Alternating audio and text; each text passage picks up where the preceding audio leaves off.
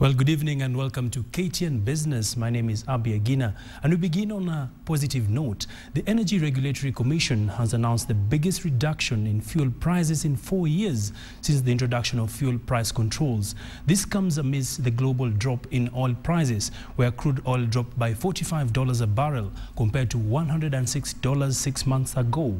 With prices expected to drop even further in coming months, what impact is this likely to have on the economy? KTN's Charles Gitonga has that story. I'm announcing the lowest prices ever in the regulation of prices by the Commission. It is an announcement that comes as good news to motorists, industries and households, as the Energy Regulatory Commission reveals that a litre of super petrol for the next 1 month will be 9 shillings and 13 cents cheaper. Diesel price has fallen by 7 shillings and 50 cents to retail at 83 shillings and 35 cents, while that of kerosene has dropped by 5 shillings and 78 cents to retail at 65 shillings and 59 cents. The new prices represent a 20% drop in general pump prices since September last year, and the ERC says this is a trend likely to continue in line with the falling global crude oil prices.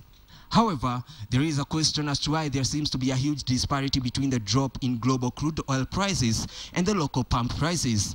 In the last 6 months, the prices of crude oil have fallen by 58% to retail at $45 per barrel against a 20% drop in pump prices in Kenya. You take that crude oil, you have to refine it, you have to put it on a ship and transport it and then bring it here. So you're not going to get that direct shilling for shilling effect.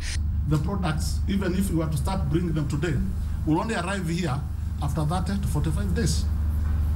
That's why the prices we are announcing today would have been in the market over the last 1.5 months.